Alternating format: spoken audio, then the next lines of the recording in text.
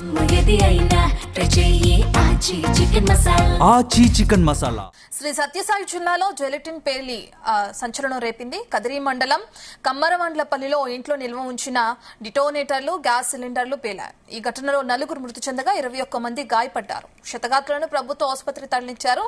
వీరిలో 12 మంది పరిస్థితి ఇప్పుడు విషమంగా ఉన్నట్లు సమాచారం. పేలుడు దాటికి ఇంటి పైకప్పు కూలటంతో అక్కడ భారీ నష్టం జరిగిందని కూడా తెలుస్తుంది. ఫర్నిచర్ కూడా పూర్తిగా ధ్వంసమైంది.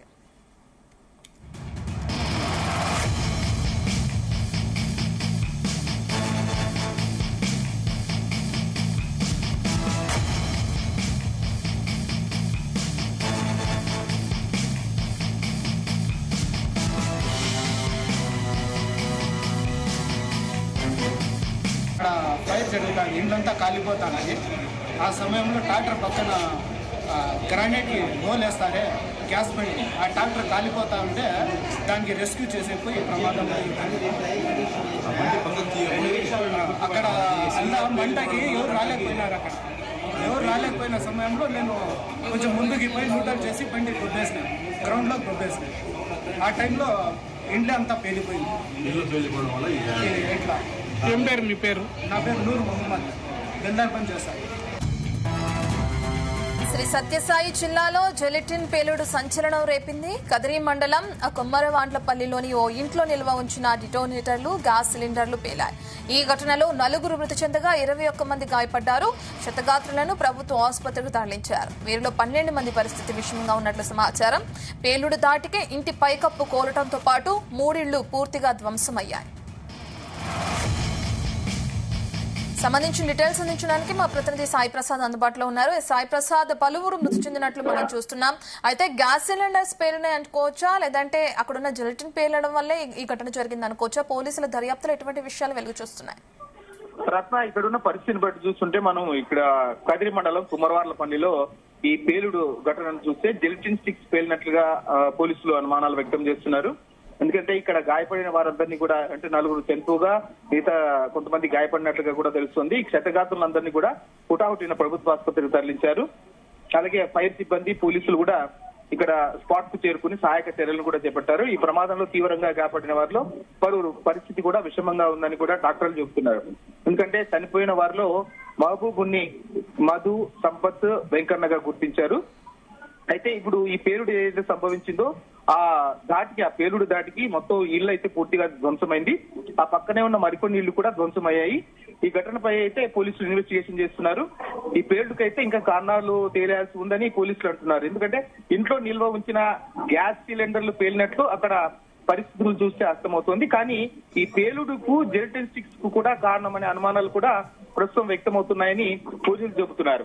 పేలుడు సంభవించిన ఇంట్లో పేలుడు పదార్థాలు అమర్చేందుకు ఉపయోగించే డ్రిల్లింగ్ మెషిన్ ను కూడా గుర్తించినట్లుగా కూడా మనకు తెలుస్తోంది.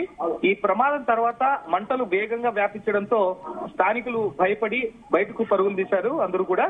ఈ ఘటనపై అయితే పోలీసులు కేసు నమోదు చేసుకుని ప్రస్తుతం అయితే దర్యాప్తు ప్రారంభించారు. రత్న, ఏ విధంగా పూర్తి వివరాలు అయితే తెలియాల్సి ఉంది. ఎందుకంటే ఇప్పుడు ఇది గ్యాస్ సిలిండర్ పేలుడు వల్ల సంభవించిందా, లేకపోతే జెలటిన్ స్టిక్స్ ఇంట్లో నిల్వ ఉంచినందువల్ల ఈ పేలుడు సంభవించిందా అనే కారణాలు అయితే ఇన్వెస్టిగేషన్ లో తేలుతుందని పోలీసులు అంటున్నారు. రత్న, సాయి ప్రసాద్, ఒకే ఇంట్లో పేలుడు జరిగినట్లు మనం చూసాం. ఆ ఇంట్లో అన్ని గ్యాస్ సిలిండర్స్ నిల్వ ఉంచడానికి గల కారణం ఏంటి? గాయపడిన వారిని ఎవరైనా మాట్లాడే స్థితిలో ఉన్నారా? వాళ్ళతో పోలీసులు ఎవరైనా మాట్లాడే ప్రయత్నం చేశారు? ప్రస్తుతం అయితే గాయపడిన వారి పరిస్థితి అయితే విషమంగా ఉందని డాక్టర్లు అంటున్నారు. రత్న, ఎందుకంటే వీళ్ళు ఎంత పేలుడు దాటి చాలా తీవ్రంగా ఉందని కూడా చెప్తున్నారు. ఈ పేలుడు దాటికి మొత్తం భయభ్రాంతులకు గురై చుట్టుపక్కల వరకు కూడా పరుగులు తీసిన పరిస్థితి కూడా ప్రస్తుతం మనకు కనిపించింది.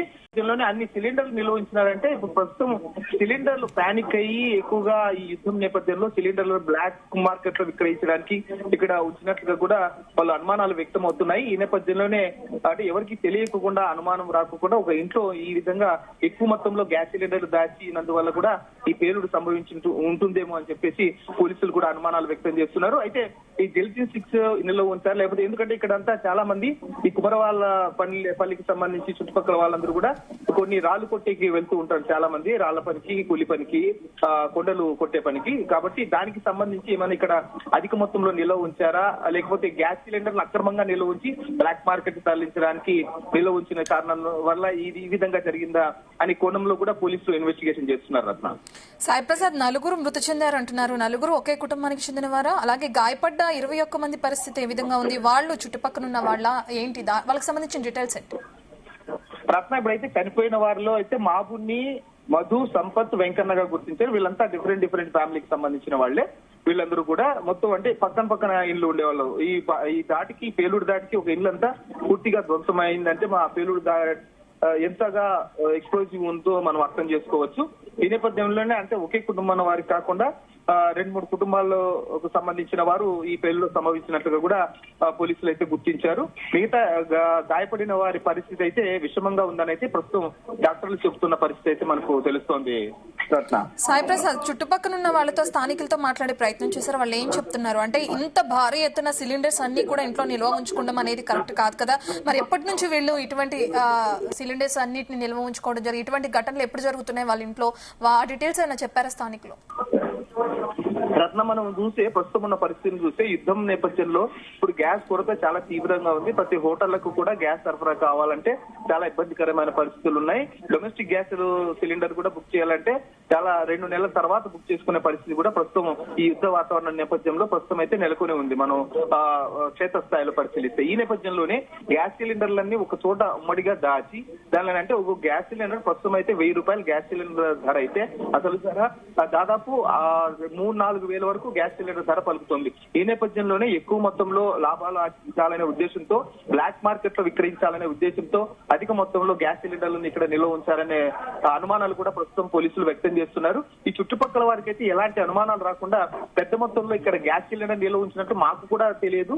ఒకవేళ తెలిసి ఉంటే మేము ఏదో పోలీసులు కంప్లైంట్ ఇచ్చే వాళ్ళము, లేకపోతే దాన్ని అడ్డుకునే వాళ్ళం అనేది కూడా ఇక్కడ స్థానికులు చెప్తున్న పరిస్థితి అయితే ప్రస్తుతం కనిపిస్తుంది. రత్న, మొత్తానికైతే ఈ 2 కోణాల్లో అయితే పోలీసులు అనుమానాలు వ్యక్తం చేస్తున్నారు. రత్న, మరి భారీ పేలుడు, పెద్ద ఎత్తున ప్రమాదం జరిగినప్పుడు అధికారులు ఎవరైనా స్పందించుతున్నారు?